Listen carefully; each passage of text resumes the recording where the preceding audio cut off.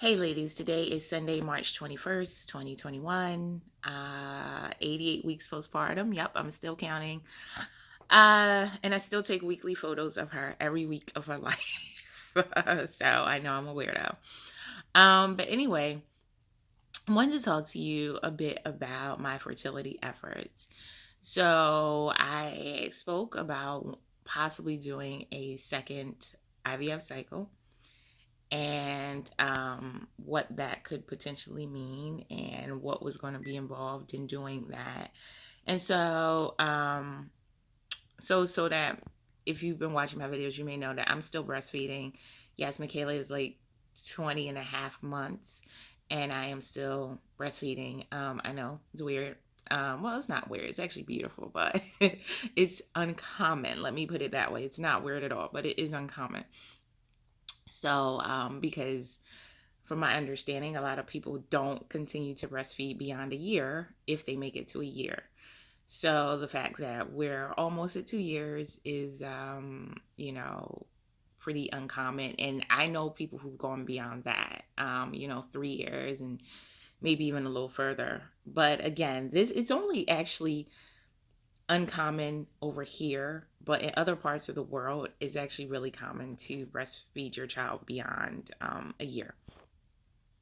And so I'm still breastfeeding. And the reason I bring that up is because if I do IVF, I cannot breastfeed anymore. I have to wean her. And if I do another cycle this time around, they're going to try an estrogen patch, which I've never done before. And I'll tell you more about it as I learn more about it.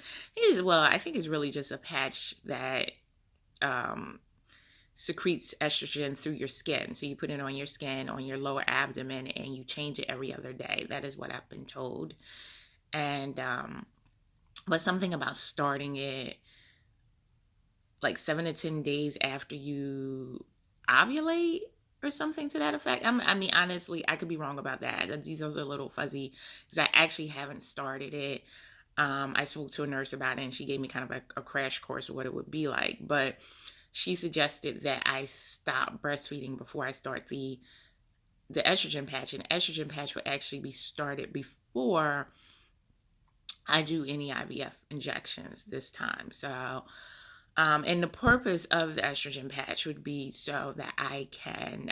So last time when I did my first and only IVF cycle, which was successful because I do have a daughter, um, it was I like had follicles growing at all different rates. So I had some really large ones, and I had some medium ones, I had some small ones. And so when they went to do the retrieval, they didn't get as many eggs as I had follicles because once you get large ones, they have to trigger because if they don't, then you could, ovulate and then lose that whole cycle. So what they're thinking is that if we use estrogen patch, it will keep all of my follicles growing at the same rate. So I won't have some who are like running out and ahead. And so hopefully by the time I get to a retrieval, I will have all good sized follicles that they can get eggs from and not have some small ones and some really large ones and things like that. So it's kind of to keep everything even and growing at the same rate. So that's the plan. And I think they might increase my medication dosage because of my first round IVF. I was on like the minimum dosages of medication. So I think they might increase that. But I don't know. I think the estrogen patch is one way they feel like they're going to, solve the issue that I had my last cycle with not getting as many eggs as I wanted. And then because last cycle, my only cycle, I only got 3 eggs, and no, I'm sorry, I only got 6 eggs, and but only 3 were mature, and of the 3, they all fertilized, and they transferred 2, one implanted, so that's my daughter, and the other one wasn't viable. So that's all 3 embryos. So now I'm out, and I have to start over if I want to do IVF again. But that's my IVF plan. And I'm kind of doing that and trying naturally at the same time. But before I can do IVF, I need to wean. Of course, I don't need to wean Michaela for trying naturally. But so I can start IVF in April with my April period, which would be at the end of the month. So I still have a month, at least a month before starting any injections because I haven't even gotten my March period yet. So on my day one of my March period, I'm supposed to call to schedule doing a SIS and sounding test, which I had with my first cycle, and they have to, I guess, repeat it this cycle. So I'd have to call to schedule that. And it's funny, like I've done this stuff, but it's still I don't remember it all. And I did videos on everything, which is funny. I should go back and like watch to remind myself what I did last time and how I felt last time. But I'm in a different place this time because I have a baby and I've done it, so it's not as unknown, although it's still some unknown aspects because I don't remember everything. But I have the SIS test, which they inject like saline through and make sure everything's fine, and then the sound through I'm not actually sure what they're like through. I guess your fallopian tubes or uterus or all of it to just make sure everything's fine, and then there's the sounding, which is the measurement, so they can know where, when they transfer any embryos, where to place them. So it's different for every woman. So they have to do like this sounding, which I guess is like a measurement test. And like I said, I had them both done before. I know the sounding is not painful. I don't think the SIS is painful either. There is another test that they didn't say I had to do this time, I think, called HSG, which I did last time. And that, if I recall, was pretty painful. And I took like some ibuprofen beforehand or something like that, or Tylenol. I don't remember, one of them. And it was still painful. So I'm happy that they're not going to repeat that this time. Or at least they haven't told me that. So my understanding is I would just do my SIS and sounding, and then I have to start testing my ovulation. Well, on day 10 of my cycle, I would have already had those 2 tests done by that point. I will have to start testing with ovulation strips.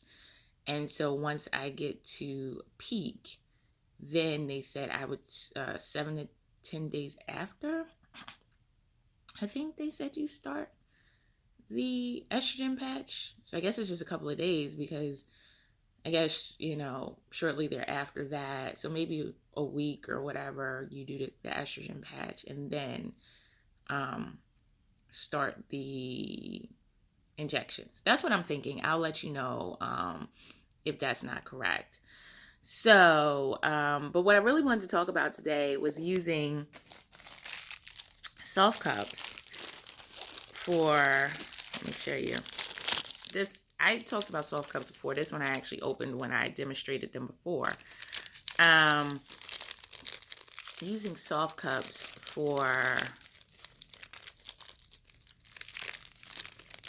conception. So this is the, show you. This is a soft cup. This is my demonstration soft cup. And the purpose of this is not for any sort of fertility. It is for conception. It is for menstruation. And so what you do is you insert this kind of like this, and you kind of sit. I guess you could stand and do it, but I always do it sitting. And you squeeze it and you insert it, and then when it gets inside, it kind of forms to your body and creates this barrier.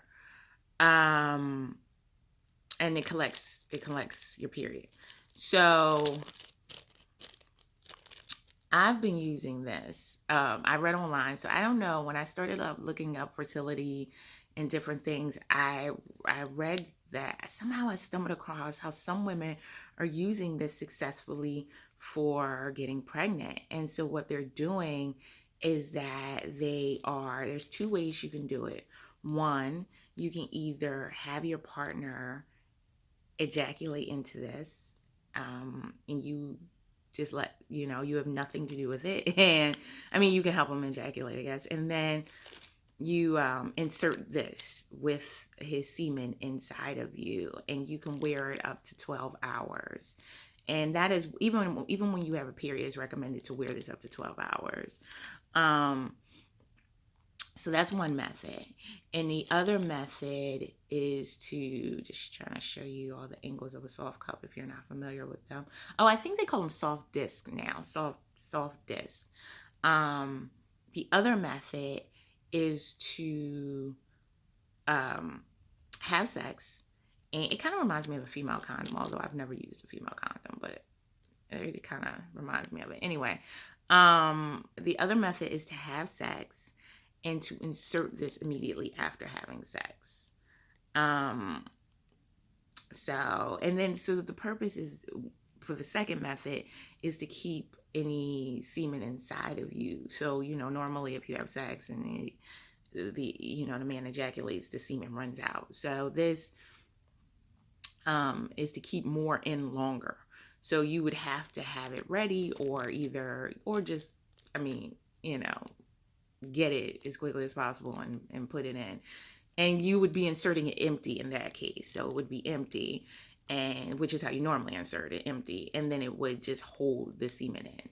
Because this pink part is hard, but it's flexible, and it creates a barrier up inside you, so it prevents liquid from coming out. That's how it helps collect your period, the blood from your period. So it would be creating a barrier and preventing the semen from running out.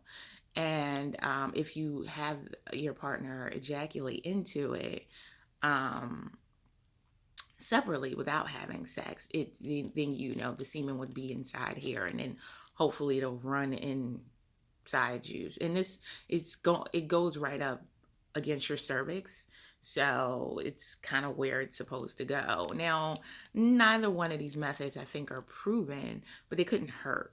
And since I already have soft cups or soft discs, I decided, let me try them. And so I tried both methods when I was ovulating earlier this month. And so I don't know if it worked yet, so I'll let you know how successful it is. But listen, like anything, you might have to try this for more than one cycle. But it's just interesting that this is something that people are doing. And I just wanted to show you the soft cup and kind of show you what's going on, and give you, I guess, another tool for those who don't want to move into doing any sort of fertility treatments yet. This is another tool that you can use. So that's the soft cup. This is like my demonstration one, because I used it when I was talking about it before. But our soft disc, I'm sorry, I still call them soft cups. That's their old name. Their new name is soft disc. And they make other brands. Like, that's one brand, but there's Diva cups and all these other brands, different names. If you see anything that looks similar to that, that's basically what it's for. There's some that have a little bit of a different shape, but they're for menstruation, but you could try and see. But since I already had them on hand, and they are my go-to for one of my go-tos. They're primarily my go-to for menstruation. But let me give you a few warnings. One, there's a little bit of a learning curve on putting them in correctly. Like I usually do it, like I would say, like 90% of the time I get it right. But there's some times where I don't get it right, and I'll find myself having leaking. Like shortly thereafter, because I didn't place it right. And so I have to go back in and replace it. And so my point is, and that's for menstruation, but my point is, if you're going to use it for trying to get pregnant and for conception purposes, you might want to try one first. Just try placing one, playing around with it. I know it's kind of weird to be just inserting this thing in yourself to play around with it, but you might want to just play around with it just to see how it feels, because quite frankly, if it's in right, you shouldn't feel it. Kind of like a tampon, but better. If it's in right, you're not going to notice this object in you, and it can't get stuck in you. They're usually not too hard to remove. You can just usually slip your finger in and grab this this pink rim that I was showing you, which I said is hard but flexy. You can just, it's hard. You can squeeze it anywhere. You can usually hook your finger and grab it. It is messy to remove it. So whether it's filled with blood or semen or whatever it's filled with, it's messy to remove it. But it's, for period purposes, it's comfortable. If it's in right. And but even sometimes I haven't felt it being like off, and it's still, I must not have placed it right because it leaks. Because I know for a fact if it's 100% placed right, it won't leak. At least, I mean, if your period is really heavy, and you notice and you've had it in for several hours, and then eventually it starts leaking, and that's usually because it's full and it needs to be changed, excuse me. But if you're in a situation where you put it in and then like you could feel shortly thereafter you're leaking, then it's not in right. And you don't really want to be in that situation. And since we're doing for conception, I know how people get about that. So you definitely don't want to have any semen leaking out, because you're like, I'm trying to keep that in clearly. So just try to get a hang of it and see what you feel about how you feel about having it in. And if you happen to get a period before you try it for conception, that would be great to test it on that.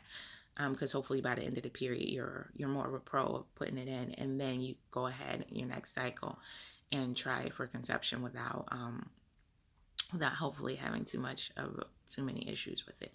But like I said, I tried both methods. I did try it with it already filled with semen, and then with after, and I'll let you know. Like, it might work, it might not work, but it couldn't hurt. And so that was my point. And in the box of these is pretty inexpensive. And that's why it's really economical for your period, because for period purposes, you can, especially if you want to use 1 cup the entire day, you can just empty it and reuse the cup. But for conception purposes, I wouldn't suggest reusing it. I would just use, I mean, it's funny, I do, during a day I will dump it and rinse it out and reuse it if I'm for my period. But no, for conception, it was a one-time shot each one. So just, chuck it, or do what you're comfortable with. But for me, I just felt like, let me chuck it after that. I don't want to use these things. But that's just me. So I'm sure it's not recommended to reuse them, but like I said, it's not recommended to wear them longer than 12 hours. But I literally timed it for like 12 hours to take it out, because I wanted to use it for the maximum amount of time. But I did dump them after 12 hours. And so that was just how I used it. But, anyway, ladies, that's it. I hope you found this helpful. I don't know. I wonder if anyone will try it and if it'll work for conception for them. Or maybe it worked for me. I don't know. I'll keep you updated, of course, and I will talk to you soon.